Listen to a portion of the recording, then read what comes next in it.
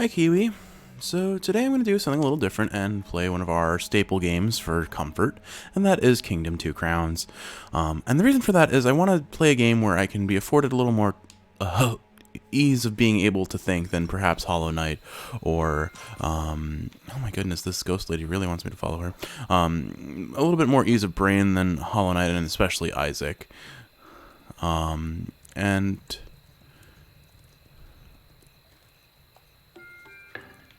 Okay, there we go. Tutorial done. I was going to start recording at the start of this run, but I haven't played the tutorial of this game in a long time, as funny as that sounds, because in co-op we seem to skip it pretty quickly.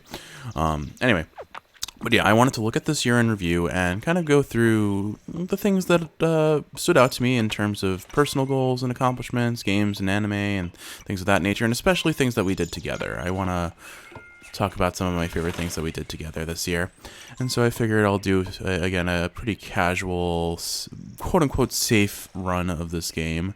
That said, I am playing on the highest difficulty, so we'll see how quote-unquote safe this actually is.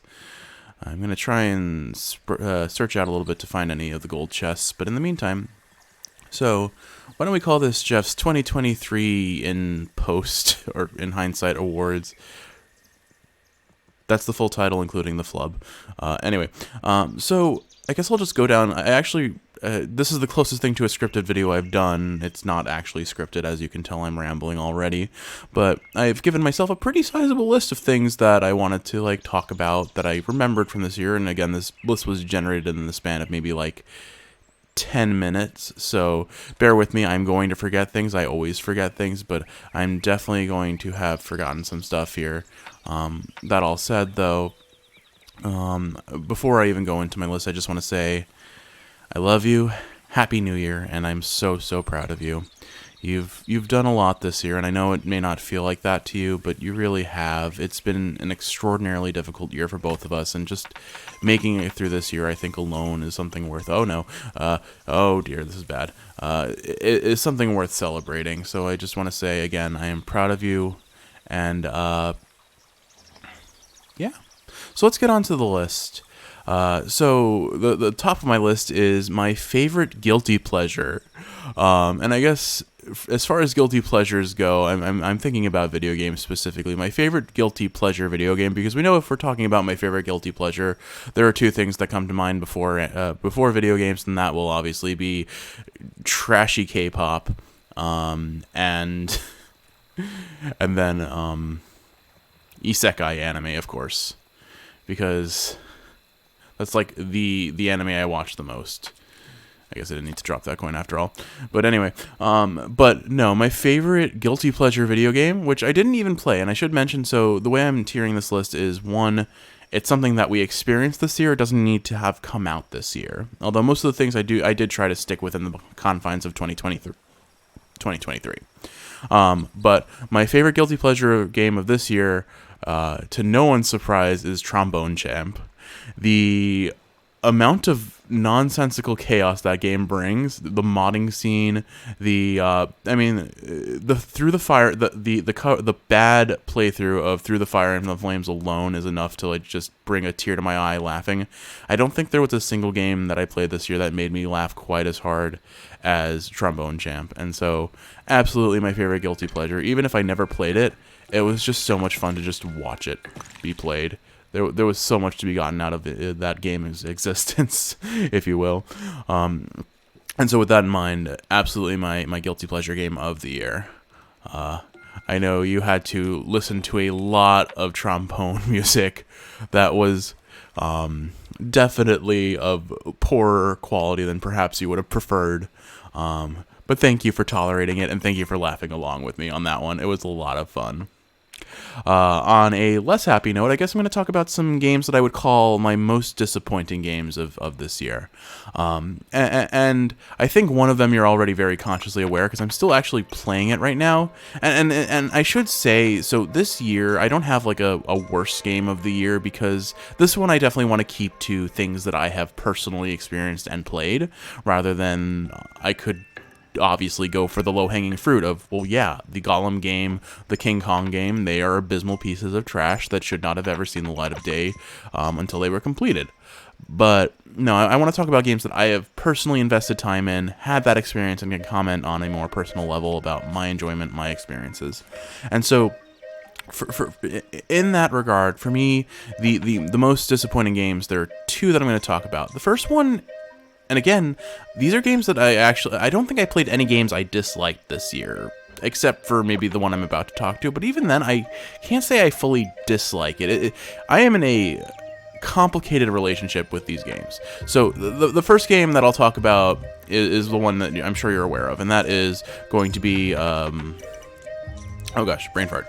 That one's going to be Tales of Arise. So Tales of Arise, now the fact that I keep playing it should say that I still somehow like the game.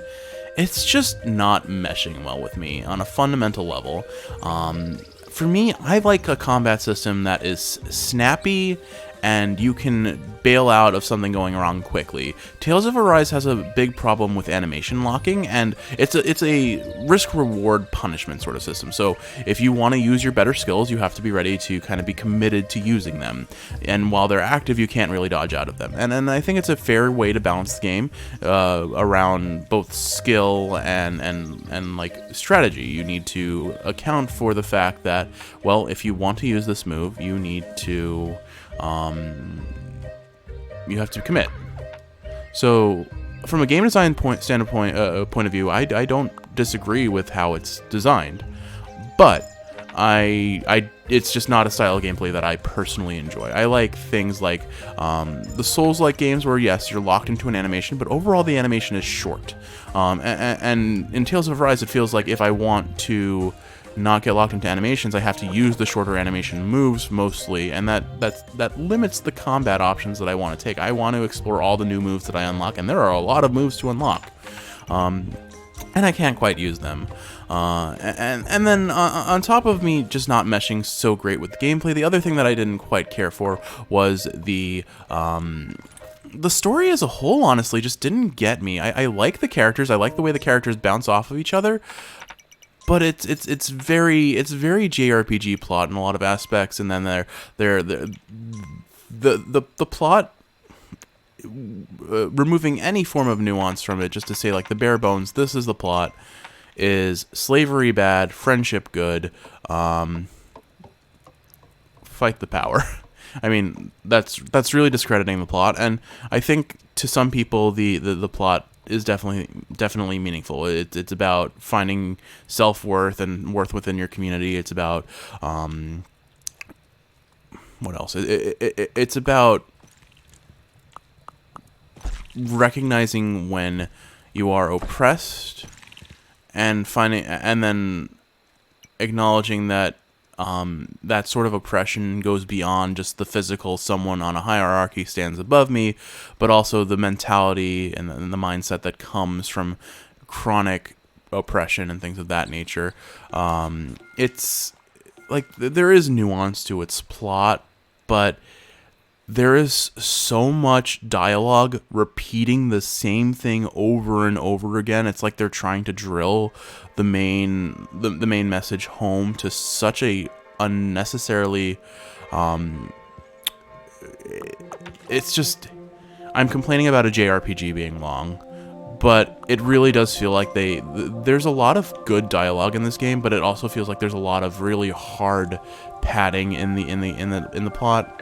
And I think that kind of turned me off. I mean, you saw, like, I was stuck in dialogue hell. And I did have the option of leaving that hell, but I'm trying to complete the game. I intend to complete the game. At the very least, the main story and some of the, like, post-game content. But you saw, I was in dialogue hell for 2 straight hours. And it's just, it doesn't feel like I'm playing the game. It feels like I'm waiting for the game to finish. And it started to become boring almost, which you never, like, the thing about games is you want them to be either good or so bad that they're fun or funny. And this game is neither of those things. I found it to become boring. And I do feel like part of it is I haven't explored all of the systems available to the game. I've only just started upgrading accessories properly, which, to be fair, it's hard to fully upgrade accessories until you're towards the end game because of how the systems work. But I won't go into the details of that necessarily right now. But it didn't appeal to me the way I thought it would based on how the trailers looked. Is what I'm going to say. Which is, it's disappointing. But I still think it's a good game. I think if you're a fan of the Tales series, you can't go wrong with this game. And as an entry point into the series, having my only other experience into Tales, the Tales of series, being Tales of Vesperia, I think it was. The main character's name was Yuri. And I watched that as a Let's Play. I did enjoy that one, and it probably has just as much dialogue as Tales. It's just not voice acted, so I can read it a lot faster, which may be part of the issue. I progressed a lot faster, without having to read, or by being able to read. But either way, the ultimate outcome for me is a game that just missed the mark for what I wanted from it. And to its credit, I still think it's a good game. I think the way they handle subquests is really smart. Like, you are enticed to do subquests. There's a lot to be gained from doing side quests in that game. So it's not.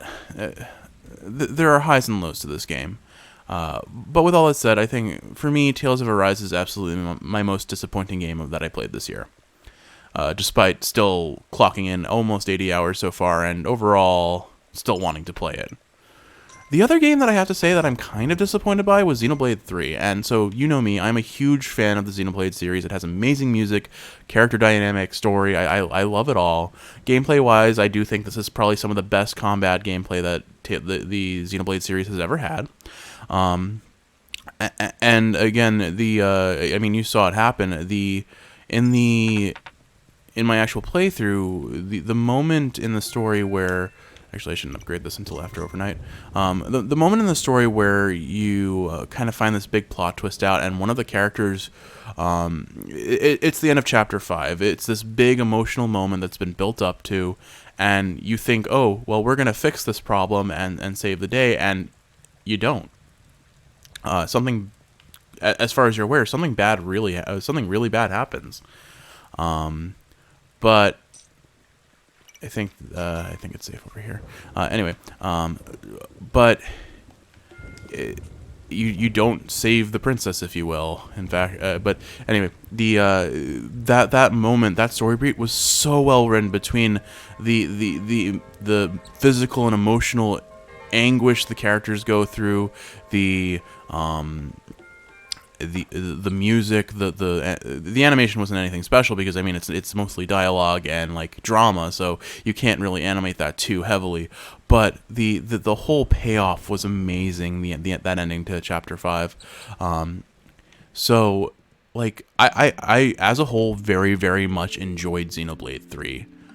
What disappointed me about it was that I wanted it to tie into Xenoblade 1 and 2 more than it did.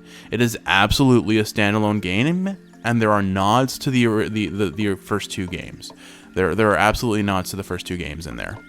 A fair few. Every area in the game, for example, is a combination of the names and appearances of two of of one place from each of Xenoblade 1 and Xenoblade 2. So there's very clear overlap. There are some characters that reappear, although you don't really get to interact with them until the end game.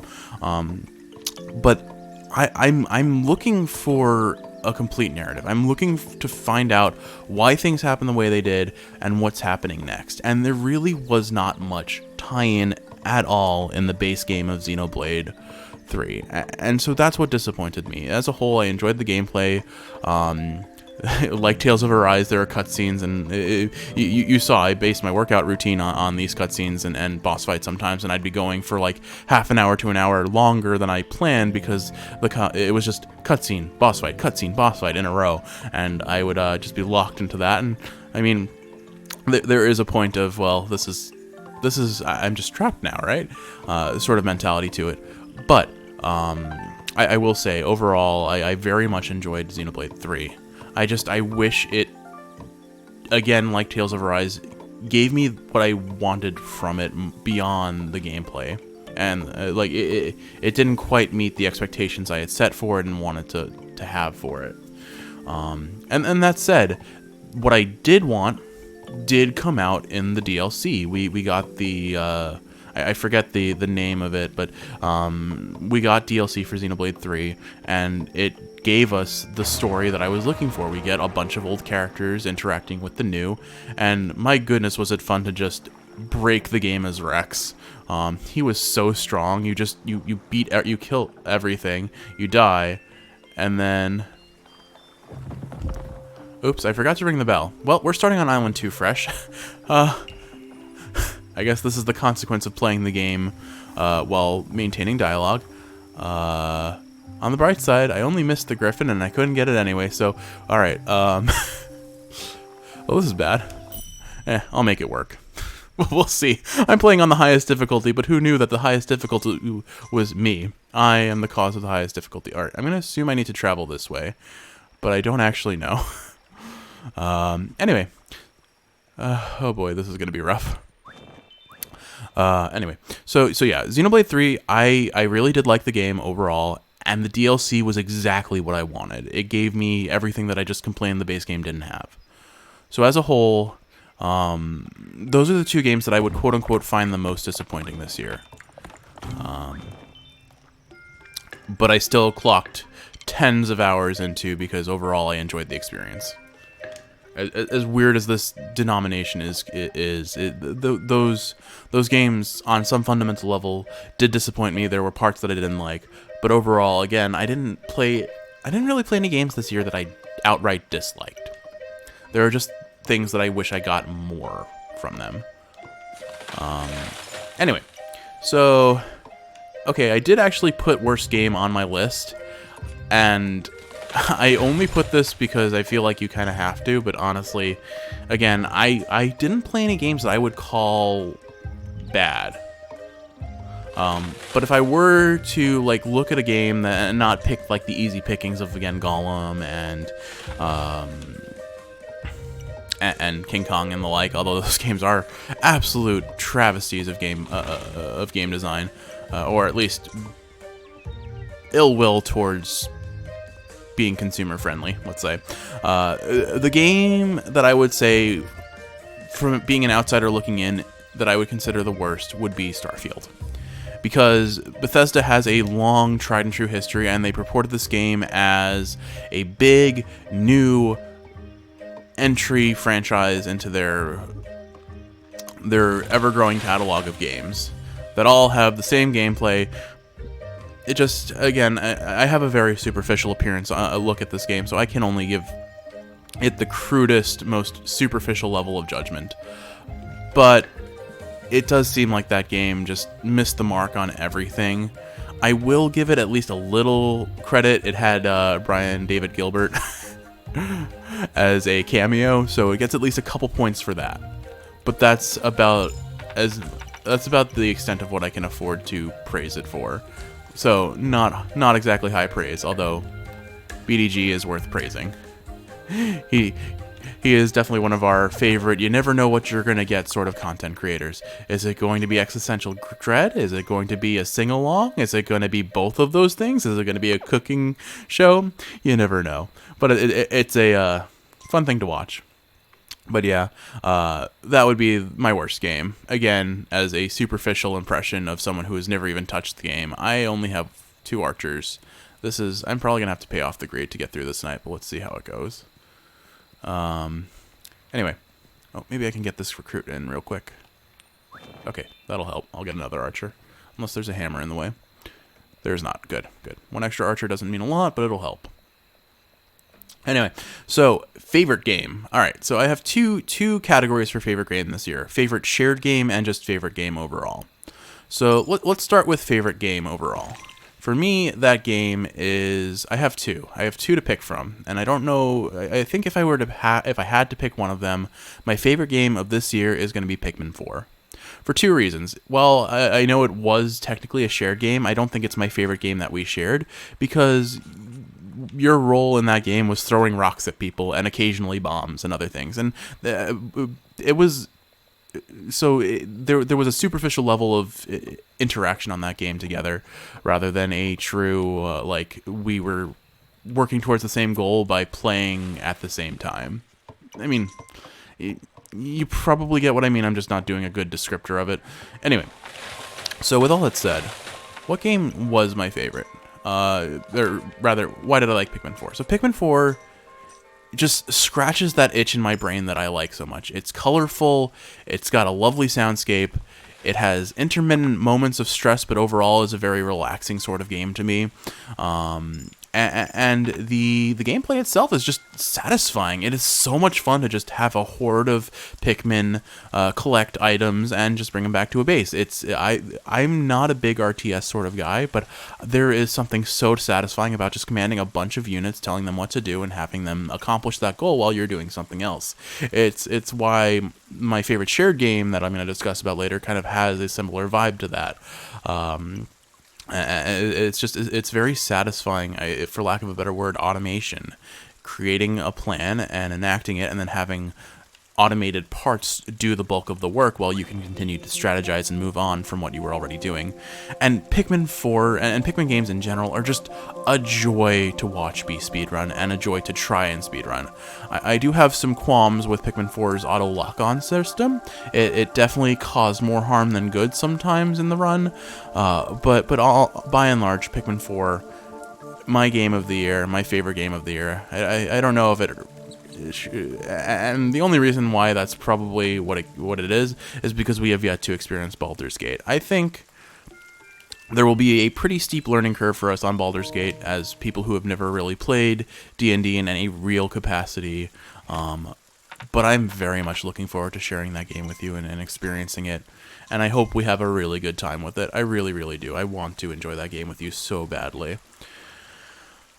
So, beyond that, what was my other game of the year? I think it should come it should come to you as no surprise, but the other game of the year for me is Hollow Knight, and this is definitely where the game came out a long time ago. Did not come out this year, most certainly, but I have to mention it because my goodness, I am having so much fun with that game, from playing it to recording it to sharing it with you, where you're doing your usual nonsense of refusing to give me anything that you'd consider even remotely a spoiler, which does make it hard to find things when I've passed through the same area like 3 times, but I forgive you. I understand why you do it. I don't have the same relationship to spoilers that you do, I guess.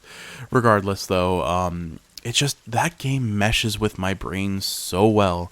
The platforming is crisp, the sound design and environmental designs can get a little samey, but at the same time they have such a defined and unique identity. The characters are cute. I love the theme song, especially the one that plays when it plays in the graveyard area, the resting grounds. And then the combat itself, like, it's the perfect balance of some degree of challenge and a whole lot of it has that same vibe as Dark Souls does, where it's a skill check. Sure, it's primarily a skill check. There is sometimes some RNG bullshit if you get bad luck on like rock or ghost RNG and those dream nail fights that I've encountered so far, but it feels so good to play it, and it's like everything. It caters to all of my preferences in gameplay, except for maybe where you could speedrun it. And that's only because I haven't really explored the speedrun yet, but it does lack like a constant mobility ability where like you get a fast run, for example, and just can keep fast running until you can't run anymore. That's probably the one thing I feel it's missing, but it doesn't need it, and I don't think it would fit well in that game. So just because it's something I like does not mean I want it in the game necessarily. It would be fun if we had it, I guess, is probably what I'm going for. Regardless, though, absolutely love the game, want to keep playing it, and I'm looking forward to continuing to share it with you, because we're basically playing it parallel, and we're likely going to continue to do that for the foreseeable future. But yeah, so Pikmin 4 and Hollow Knight, my 2 favorite games of the year, hands down, in terms of my more personal experiences with them. If we're going about shared experiences, though, there are two on this list as well. And I don't think either of these came out this year. Well, one of them maybe, but for me, it's going to be either Sunhaven or Factorio. So I'll start with Sunhaven because I think I'm going to ramble a lot more about Factorio, as I was alluding to earlier. Sunhaven, I really, really, really enjoy playing farming sims with you. And Sunhaven scratched that itch that was left as a void by the completion, or the let's say the moving on from Stardew Valley. We played Stardew Valley so much in grad school, and I very much enjoyed that game with you. My goodness, the amount of wines we produced to the point of breaking the money counter, that's still a picture on my Switch that I fondly remember. And so I want to say I very much enjoy farming sims with you because there's something very relaxing about them. We can work towards a common goal. We can have parallel missions where we don't directly interact with each other, but we still are working towards a common goal. And we experience those games differently. You're more about the kind of the fine detail, the close, the micromanagement, if you will, of the game. And I'm more about the macro. I look at the big things like how can we how to phrase this? How do we corporatize? No. How do we industrialize our production? Bring it up to the game-breaking scale where we're just pumping out tons of crops and making all of the money from it. And I think it's interesting how both of our play styles mesh well together, where I come up with a plan and you enact it sort of thing sometimes, or we just come up with our own plans and you've made this really well thought out, strategic, resource respectful, plan. And here I'm on this giant sloppy mess that has 5 times the production, but none of the aestheticism maybe. Or the efficiency. You're definitely better at creating the efficiency on a farm or a factory, and this kind of feeling extends into Factorio as well, because that's very much how we play the game in Factorio. You design the plans and the things that are going to produce, and I scale them up. And I have the grander picture of this is where these things will go, this is why they'll go there, and such. And between the two of us, we just have a really good flow state for teamwork. It's very satisfying. So yeah, definitely those two games alone are my favorite shared games of this year that we played together.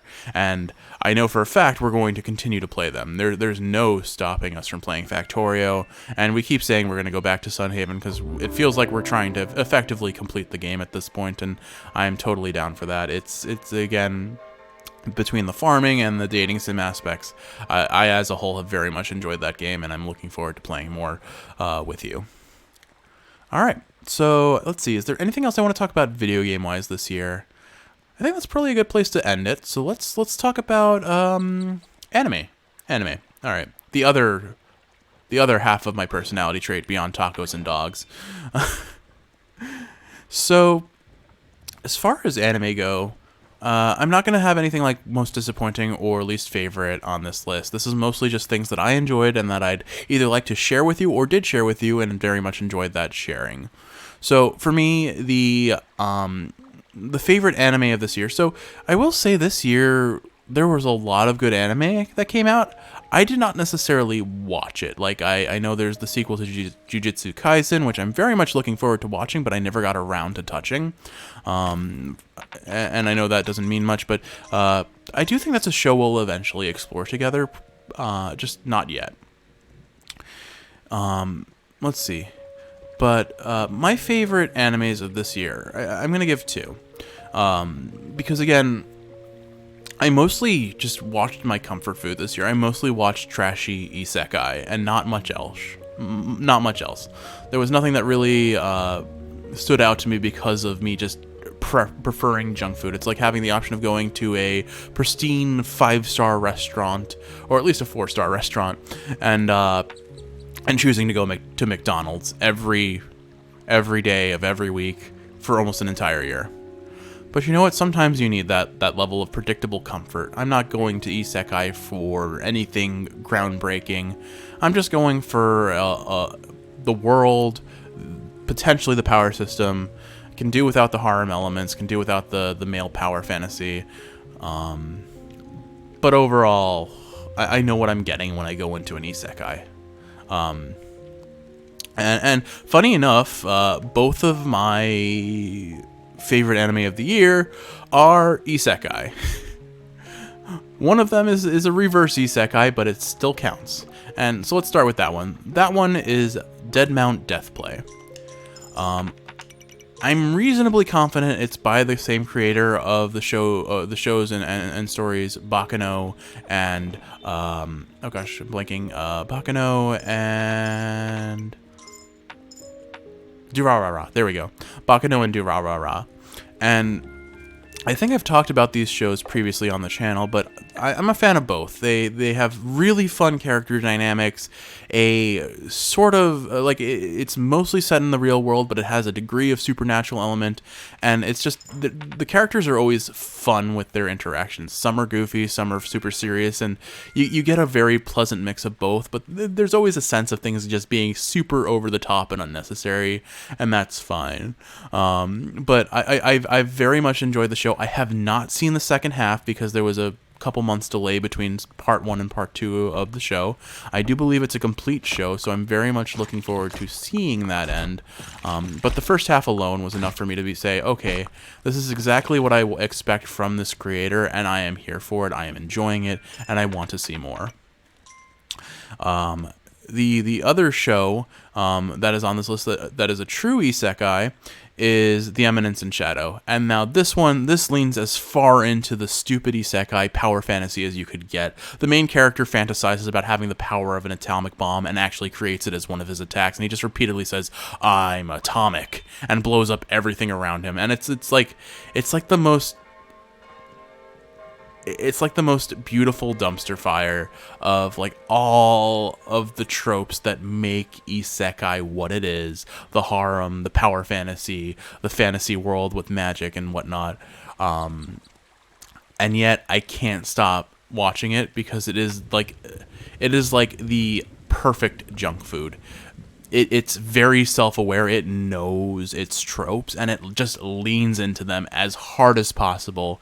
And the entire premise is that the main character is chunibyo would be the term that I would use, 8th grader syndrome. It's basically the you fantasize and you believe that your fantasies are real, basically. And so you create a persona and a narrative around the character that you believe you are rather than who you actually are, except he actually has the power to like back it up. But he thinks that everyone he's interacting with is just LARPing with him, and so he is just in it for the fun. Everyone else around him is taking him extremely seriously, and the gag is that every time he says something, it actually ends up kind of being true. Like he makes up there's like a cult that controls everything underground. All the kingdoms across everything, like they have roots in like every major kingdom, every major power source, etc. And he's right, and he like rescues people who are who are cursed by a certain demon that the cult is trying to resurrect now, and all of these people end up just becoming a giant army of course entirely women. Who are just absolutely in love with him because, of course, I mean, that's how you do isekai protagonists. Everyone has to love him, except for the antagonist, and even then, sometimes, well, anyway, it is shameless power fantasy that knows what it is and holds nothing back, and it is a absolute.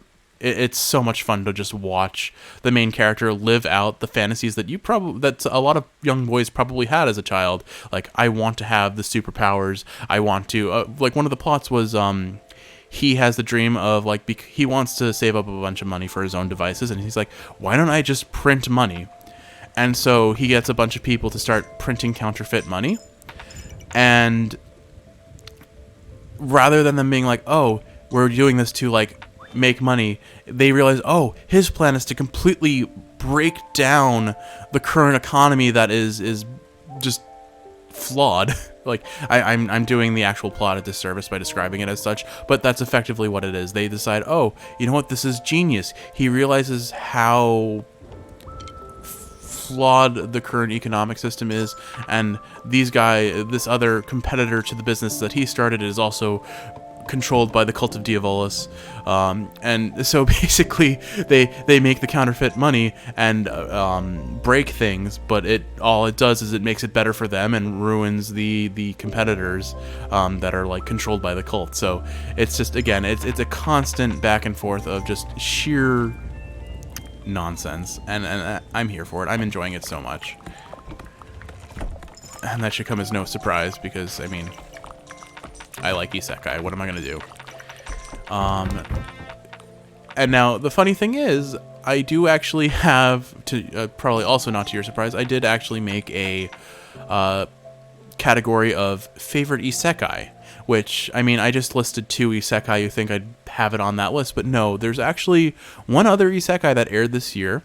It was something that I originally experienced as a manga, but I got to enjoy the anime adaptation that came out earlier this year, pretty early into the year, I believe, in like February or so, and that is Campfire Cooking in Another World, I believe is the name.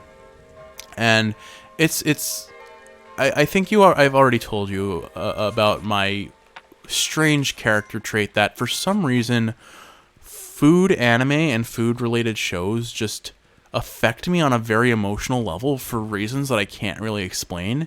If I had to guess, it's because just cooking has become the thing that I treasure most that we do. It's such a fun shared thing to do together, that I look forward to it, and seeing other people experience the joys of cooking and communion over cooking and things of that nature,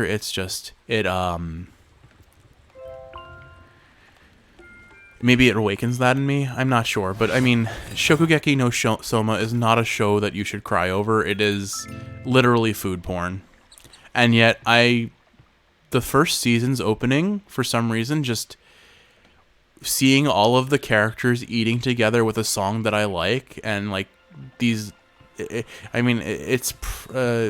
just seeing them like having their like at the table interactions while enjoying a meal together. For some reason, it makes me feel emotional, and it feels so dumb to get emotional over an anime like Shokugeki no Soma, but I legitimately stopped watching it after the first season because the ending changed, and I just didn't feel the way I felt anymore. But I don't know. My relationship to food anime is strange. I don't know why I find it such an emotional experience. Again, I can posit reasons for it, but at the end of the day, it is Campfire Cooking hit that spot. I wouldn't necessarily call it an emotional experience, but it checks all the boxes for what I want. It is isekai, so it's got an interesting medieval magic set world. The main character's power is not necessarily like the main character's power is effectively a midlife man's dream. His power is that he can at any point bring up effectively an Amazon shopping cart and just have whatever he wants to buy teleported immediately to him. So he still needs to like generate funds, make money, and be able to afford these things. But it's like you can shop anywhere at any time and have access to anything that you would expect to find at a Japanese supermarket or something of that nature. And so it's simple, but it works. And the other highlight of it is his traveling companions are a giant wolf who is super prideful and absolutely tsundere as heck, but follows him because the food that he prepares is so good. And then his other companion is this so well voice acted little muffin of a blue slime named Sui, I think, or I might be mixing that out with Monster Musume, but I forget. I unfortunately forget what he named the slime, but the slime's voice actress does such a good job of just making this slime the absolute most muffin of muffins. and it's a murder muffin. It wants to, when the wolf goes out hunting, the slime wants to join in, and it's like, let me kill things too, please. And but the voice, it's just, I guess the term is gap moe, where there's just a huge, it's super cute, but there's just a huge gap in the like what it is and what it's saying and what it's doing and what it actually is sort of vibe. But yeah, I loved that anime a whole lot. It was exactly what I needed when it came out, and it's a gorgeous anime. It looks so pretty. The color saturation, the character designs, the food animation. Oh man, the food animation is so beautiful. I believe Studio Mappa animated it, and it's funny because Mappa has gotten its name for animating brilliant choreography for combat and fighting anime. Like it's the one that has animated Jujutsu Kaisen, which I mentioned earlier. And Jujutsu Kaisen for a lot of people is like anime of the year. I believe they did God of High School, which has just amazing fight choreography and animation. But they did a food anime, and it looks so good, and it has no right to, but I guess it does because it was produced by Mappa. But I digress. It's so I won't say it's anything terribly special, but the package as a whole was just exactly what I wanted to experience, and I enjoyed it. And so yeah, I would say that was my favorite isekai of the year. Dead Mount Deathplay and Eminence and Shadow were my most entertaining isekai, if you will. But Campfire Cooking in Another World was the one that was for me. It was just for me, you know. And then what about my favorite shared anime with you? So I also have two on this list. The first one we just finished watching was the second season of Spy Family. Particularly the last two episodes of the season, they were exactly what I fell in love with in the first season. They're wholesome character dynamics with the main cast, and it was fun. It was enjoyable to watch. I really I did like the plot that was happening on the boat, but I did feel that it how to phrase this? I did feel that it dragged on a little bit, and I wasn't really watching it for the combat. They've been animating the fight scenes beautifully, but that's not what I'm really watching it for, you know? I'm watching it for the comedy, the character interactions, and the intrigue of this just wacky found family with like the most nonsense interactions. A spy, an assassin, a Esper, or a mind reader rather, and a seer all live in the same family, and they all are like sort of hiding their identities from each other, except for the seer and the mind reader, because the seer is a dog and can't really tell people. He can read minds, or he can see the future, but Anya can read the futures that he's seeing. Especially the last two episodes, like I said, really hit what makes that show special for me. It's just the warm, wholesome, found family dynamic. Also a dog. Borf. I love Bond.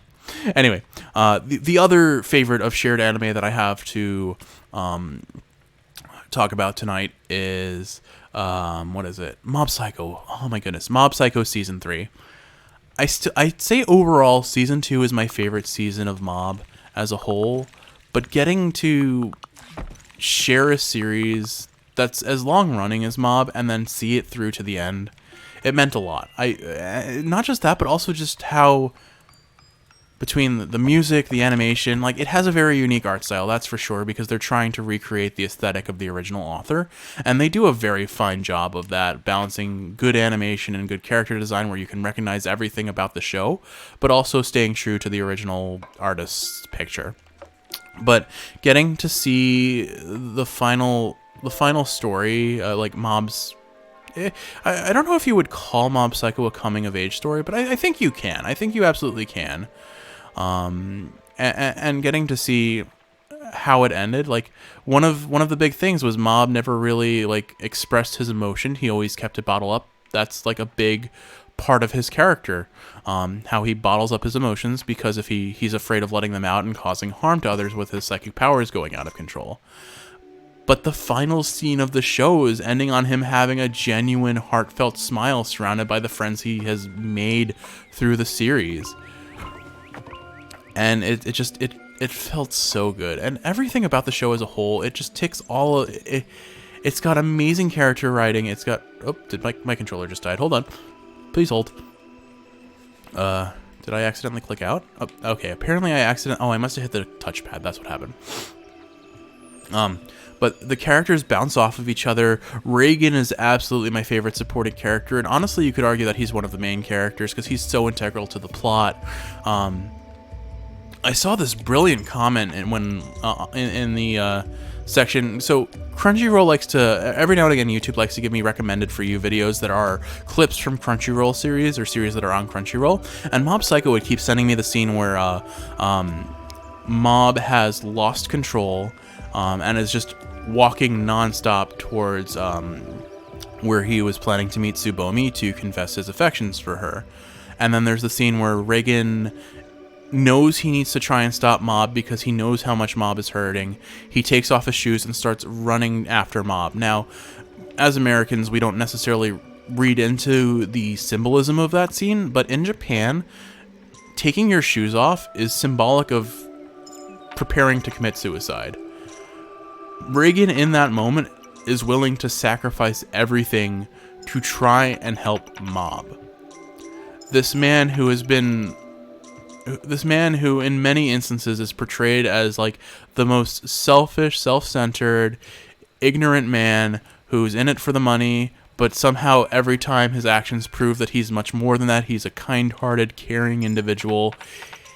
Takes his shoes off, ready to give it all to try and save this one kid who has had as much of an impact on his life as he had on the kids.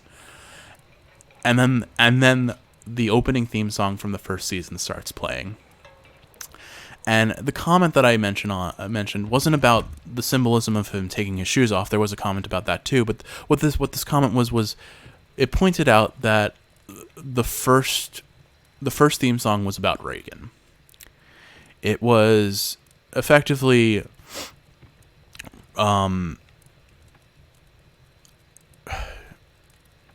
if everyone's not special, maybe you can be what you want to be. Reagan is kind and considerate and self-centered, and he's flawed. He's a flawed human being.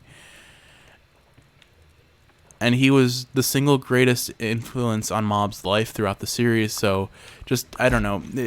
I can't do the comment justice, but their argument for it, which I'm forgetting really important parts of clearly, but it was convincing to me, and it made sense reading it, that Reagan was what the first theme song was about.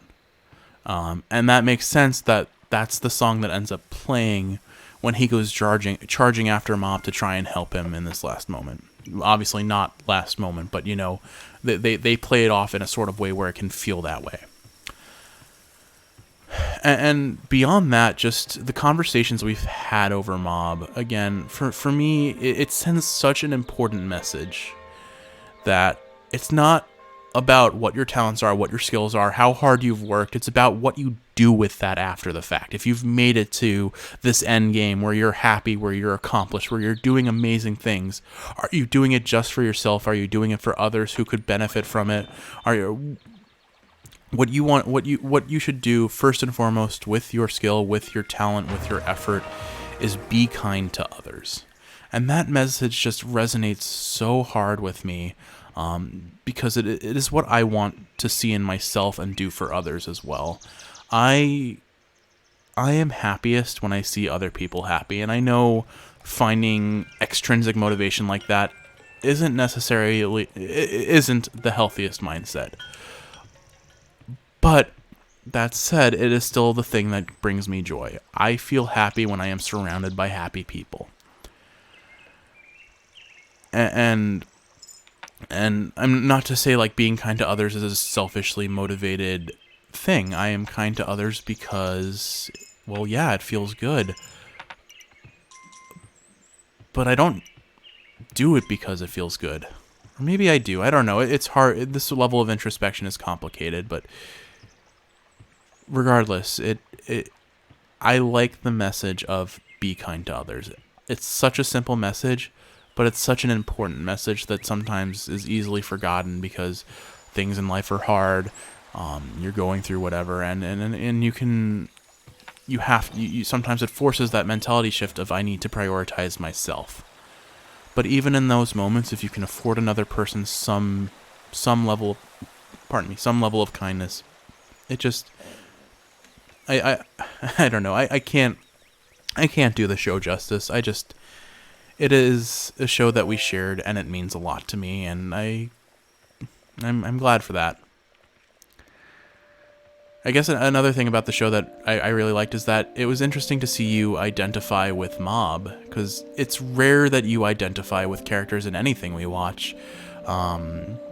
You can say, yeah, I agree with their perspective. I understand why they have these feelings, but at the end of the day, they're separate from me. They don't necessarily reflect me as a whole. But it felt cool that, and not to say that's the case with Mob too, but it felt nice that we shared a show where you felt really connected with the character. It can be hard to show emotions to other people. It can be hard to read a room and understand what's going on, and those are things that Mob constantly has to face as difficulties in his life. And I mean, we do too. But I don't know. All I can say is thanks for sharing those shows with me. Thanks for sharing those games with me. They meant a lot. They were a lot of fun, and I'm looking forward to whatever this year brings in terms of new forms of entertainment that we can continue to share and enjoy together.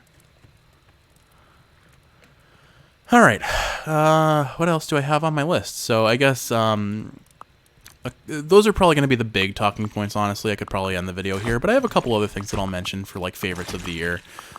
May as well finish the checklist that I've written out for myself, you know? So let's start off with favorite manga. So favorite manga this year is going to be Hell's Paradise. So Hell's Paradise, I watched the first couple episodes as they were airing on Crunchyroll. Hell's Paradise is effectively a bunch of death row convicts are selected to go to an island that no one has ever returned alive from to hunt for immortality for their emperor, effectively. Basically, the emperor sends them on a death mission. If they return, they will be absolved of all of their crimes and be allowed to return to society under emperor's decree. The plot alone is interesting, but that's not why I like this show. It's the island itself. It's the design of the area, the constant feeling of threat as you're in unexplored areas. The monsters in this show, in this manga, pardon me, are so interesting because they're baked in Asian mythology as their like core design. Having played Sekiro, you've likely experienced some of it. Just there, it's so different from our Western sensibilities as far as what is like conventional horror, and it's just it's this uncanny meshing of nature and horror, I guess I would say, and religious iconography as well. And it just the setting they create is so haunting and so beautiful. It's I guess that's kind of my favorite aesthetic for horror, is when it's something that appears so natural but equal parts ungodly unnatural. And this show captures that sense very well. And it never goes away, the sense of anyone could die at any moment, but it does lose steam towards the end of the manga, I'd say, in terms of reprioritizing towards the established power system, the we need to get off the island, we need to survive, but you still, throughout the whole series, do not know who is going to make it to the end, I would say. I mean, there are some obvious, these are likely going to make it, but it does feel like no one is guaranteed. Also, shout out to my favorite character, the big meathead samurai who cuts his arm off at the very start. He's just a fun character the whole time. All he wants to do is to prove he's the strongest guy around, and that sometimes acts in direct opposition to the team's goals. But he's funny. He's fun. I liked him a lot. But yeah, I I ended up I started it on Crunchyroll. I caught up, and I'm like, well, I need to see how this ends. I can't wait for it to come out weekly, and I'm probably not even going to see the end in the first animated season. So I just binge read the manga, and overall, I had a really good time. Also, shout out to the main character. His whole motivation is just getting back home to his wife, which is like, what protagonist in a battle shonen like this, or I don't know if this would count as seinen, but basically catered towards young men, or shonen young boy, seinen young adult, I think young male adult. Either way, I love that as the character's primary motivating factor. But yeah, I'd say that was my favorite manga. As far as manhwa or webtoon goes, I think Omniscient Reader is likely my favorite. This one's a post-apocalyptic world where the main character has read a novel that basically outlines everything that's going to happen, but now he has to like influence things to get to the true end, and like save everyone. And I don't know, it's got beautiful artwork, the characters are fun, and the story is interesting. I don't know if it may have fallen off a little bit to me, but overall I'm very much enjoying reading it. The other one that would probably be up there is oh, I'm forgetting its name. Oh no. I can almost see it. Oh, we got a blood moon. I'm still hopping islands. Main characters are John and Serafina. Oh, screw it. I'll just pull up my phone and look at it. Bear with me as I wait for everyone to get on the boat. Let's see. What is it called?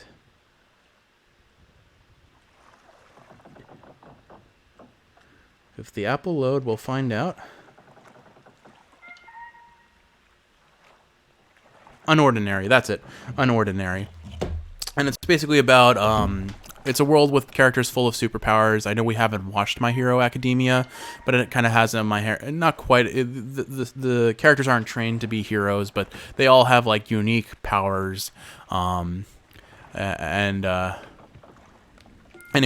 that's another one that I've been enjoying. Just the main character's power is interesting because it's basically he can copy others' powers, but he's better at understanding them, so he can also basically upgrade them, and then meshing those powers with like combining, mixing and matching powers to like use them against things. And there's this whole like underplot of like two different like deep governmental bodies like controlling everything under the scenes.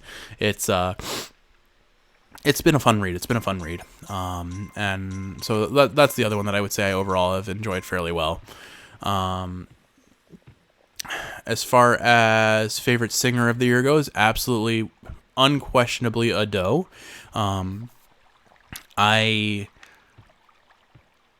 kept seeing her music recommended for me in context of the One Piece movie that she basically wrote a full album for. And so what I did was I avoided her, or I think I watched one song. I think probably because Lian Lee, or Amelie, a cover artist on YouTube, she did a cover of one of the songs because she ended up being the voice actress in the English dub of the movie for the like main movie character, Uta. And so I heard Backlight, and I was like, I really like this song. I want to watch the movie now. And I did. And I enjoyed it all. I enjoyed the movie a fair bit. But it was basically, realistically speaking, all it was a gateway drug for hearing Ado for the first time and just becoming obsessed with her music. She's been putting out a whole bunch of songs lately. And I'd say Backlight's probably my second favorite song. My favorite song is going to be Show. Show is just such a fun song. It is so experimental. Her voice goes all over the place. Like, she is the equivalent of a voice actor who sings, or she is a singer who voice acts while singing. And it's so free, it's so spirited, it's so chaotic. It's just a very, very fun song. And I feel like if I showed people at work that this is the song that was my favorite song of the year, they'd be like, wow, I would not have pictured you to be one into Japanese music as a whole, which is fair because I've never really talked to people about being such a huge anime nerd. Oh, is it still? It's still a blood moon. I don't have any walls. This may be where we end the run. Uh-oh. Jeff messed up. All right, do you guys have any coins? I should probably at least try to strengthen the knights. I'm gonna hopefully build up at least these 2 walls. Okay, I'm panicking. I'm panicking a little, but we're fine. It's not over yet. This is definitely a blood moon night. Well, I better hurry and talk because if I run out of things to talk about, or if I run out of if the run ends here, I won't have anything to I won't have anything to talk over. Yeah, Otto, hands down, my favorite singer of the year, unquestioning. I have listened to so many of her songs, and I'm looking forward to what she does next. Also, does the theme song or the opening theme song for the 2nd season of Spy Family, which I know you know, but fun fact if you didn't. Favorite cooking experiences. All right, so this is definitely recency bias, but and technically it doesn't count because it is the first. It happened on January 1st, so it is by technicality not actually a 2023 contender, so I'm only going to mention it in brief, but I have to mention it because it was hilarious. Making the Ebel Skeevers together. So Ebel Skeevers are basically pancake balls. If you've ever seen takoyaki, they're made in a very similar way. Oh, well, I've screwed up. Good luck, everyone. 2, 3. All right, at least we have a wall there. Is that it? Did we just have a 3-grade blood moon? Okay, well, beat the blood moon. I guess we were fine after all. Funny that. Anyway, the Ebel Skeevers were a lot of fun because 1, it was a new technique to learn, and then 2, there was the unfortunate statement of, have you ever seen a clock? So the Ebel Skeevers creating, we make them in effectively a frying pan that has a bunch of like hollowed out or spheres in them, like a half sphere almost, and you pour batter into it and it kind of cooks upwards, and then you rotate it so it forms effectively an orb at the end, and then you while it's cooking, before you flip it, you put something in the center to be cooked inside.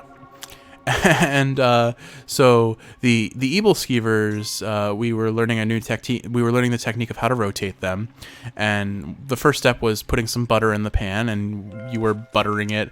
And yes, all right. Do you want me to go clockwise or counterclockwise? And I said, let's go clockwise. So you would butter the pan in a clockwise direction, and then I would pour batter into whichever one you buttered following that. Well, you said, all right, so you start going clockwise, and I'm like, wait, no, that's counterclockwise.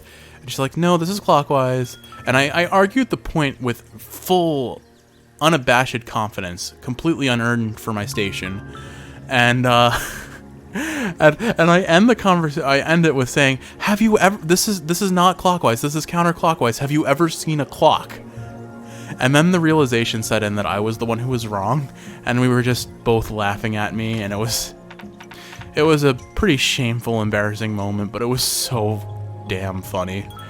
And I know you're never going to let me live that moment down, and frankly, I probably deserved it because I questioned your intelligence, and how could I ever do that and get away without penance?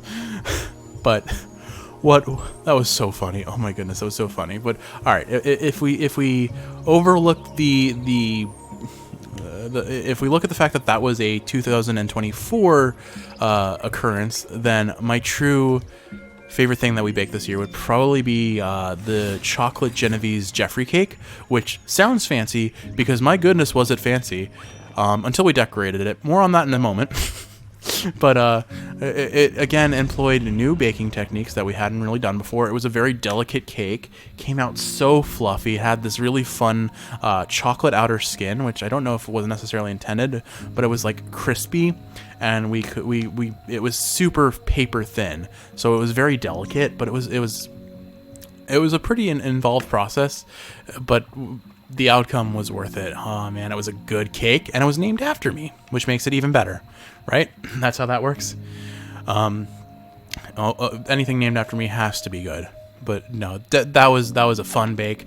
Obviously, our apple pie, can't go wrong with that. It's a full day's commitment, but the outcome is always worth it. It's such a good pie. What I love most about it is it combines so many of the techniques we've mastered over the last couple of years baking and cooking together. So it's just a very satisfying product at the end of the day, and it tastes so good. The crust is perfect. The flavor, the apple caramel that goes inside from the congealed juices, everything just meshes together into perfection. And it is something that I think I have yet to have anyone complain about our creation. Not that many people have had the chance to try it. And then, of course, our tried and true zucchini bread. It's a recipe we've been making since the very start of our relationship, but it is probably our best recipe out there, I'd say. Except, okay, I would say it comes in second to our blueberry muffins, but in terms of, like, we have gotten it down to a consistent science that comes out great every time. Our zucchini bread cannot be beat. But what can I say? I love baking with you. I love cooking with you. I love doing things with you. But our time in the kitchen together is some of our best, where we truly feel like we're bouncing off each other, working as a team, accomplishing something with an outcome that we get to share and enjoy, and sometimes share with other people and enjoy that way too. And I couldn't ask for more. It is something that I am so proud that it's become our thing. I figured our thing would be video games because that's how we met. We met over a common interest in video games and technology. And yet here we are looking more forward to spending like multiple hours in the kitchen than sitting down at our computer and playing Bloodborne. And I think that's just something I could have never foreseen. I could have never expected. I doubt you could have either, considering you had like no cooking or baking experience before you met me. But here we are, and it's really special, and I love it. I love it so much.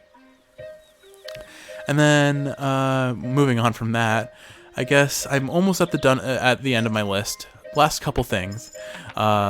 Favorite content creator. So I know you know the answer to this one. I've mentioned it before. It has to be Doug. We found him this year, and I forgot the way we found him, but I think that's worth a story sharing as well. Basically, I got COVID again, because when you work in a medical profession, you're kind of just constantly faced with people who don't wear masks and are sick. And unfortunately, I got COVID again. It circulated its whole way through everyone. Oh, you know what? No, it wasn't. I don't know if it was COVID. What happened was we went to a medical convention. That's what it was. Sorry, I just smacked the mic into my face. We went to a convention. We were surrounded by people. I held nothing back around the shared food, which I definitely should have. And we both got really, really, really sick. But I was just sick and delirious in a febrile coma coming out of a nap, and it just autoplayed. It was Doug's AI-controlled Pajama Sam playthrough, and I just wake up and I see Pajama Sam commenting on High Demon Elgrim, not understanding how to throw rocks into a basket to activate a pulley system. And I'm just so confused. I'm like, what is happening? And I couldn't fall back asleep because I was just staring at a glorious firework-filled dumpster fire the rest of the time that video went, for like another hour, I think. It was magical, and it was all downhill from there. I think his most recent video, or one of the most recent videos we watched, where he has an AI answer emails for him. Just, oh my goodness, I have not laughed harder at anything this year, except for maybe Trombone Champ. He is a very fun YouTube channel. Other channels that we definitely enjoyed this year, though, Josh Strife Hayes, I believe we discovered this year, and I absolutely adore his content. He offers a good mix of tongue-in-cheek British humor. As a fan of RuneScape, that's not a surprise for him, but tongue-in-cheek British comedy and genuine and interesting introspective reviewing of MMOs and games that are nostalgic to him, and I very much have enjoyed his content as well. Who else? H-Bomber Guy is absolutely killing it this year. He had some amazingly funny, amazingly interesting videos. His recent takedown of James Somerton has been particularly enjoyable to watch. Not to see someone's career get destroyed, but I mean, if you're going to plagiarize your entire identity, it's kind of coming to you, I suppose. still not the sort to enjoy the misfortunes of others, but it is the I guess his analysis of what has happened, what has led him to what has led things to get to that point, and so on and so forth. It's a and even if we ignore that, just his Tommy Tallarico video, I got to share his vaccine video with family. He is another content creator that I think we both quite enjoy. I'm going to see if I can check the map here and make sure that is iron on this level. I think iron happens on the next area. All right, so I want to get off this island and get iron. Anyway, so he's been fun to watch. Similar vein to H Bomber Guy, Philosophy Tube. Abigail is absolutely killing it this year in terms of set design, costume, and of course, most importantly, the content that she's putting out and reviewing, or not reviewing, but like talking about. She also has that very tongue-in-cheek British humor in a lot of aspects, but I mean, we just got a subscription to Nebula, so I'm very eager to start watching The Prince, which was the movie she produced. It's fun to watch her further her career, while also just providing very interesting commentary, both social and otherwise, on YouTube. So looking forward to more of her stuff. And I think that's probably it. I've given you a good hour and 10 minutes of me rambling about things that we did together or that I experienced this year that were important to me, or were special, or at least were worth noting. But in particular, I want to end the video once again saying this has been a remarkably difficult year for us. Not in terms of our relationship. If anything, I would say our relationship has been amazingly strong. We made it through graduate school together. We made it through whatever we want to summarize this year as, like, I don't know, parental illness hell and professional hell. But we made it through. We were there for each other, and I couldn't be prouder of what we've accomplished in our relationship, what we are as people, who we are as people, what we're doing now. Like, even if this is effectively time off, it is time that we are sharing. And I really treasure that. I really treasure having the time to be with you, work on projects like this that I would never have had the time to do. Spend more time with you, cook with you, bake with you, play games with you, craft with you, draw with you. Puzzles. Somehow I've started liking puzzles. Never thought that would happen because of you. There are a lot of things that happened this year that hurt and were hard and brought us to really low lows. But through it all, we made it through this year. We made it through together. And I'm so, so very thankful and so proud of our relationship and what we mean to each other. And I just want to say, if nothing else, I love you, Kiwi. I'm looking forward to another great year. I'll see you in the next one.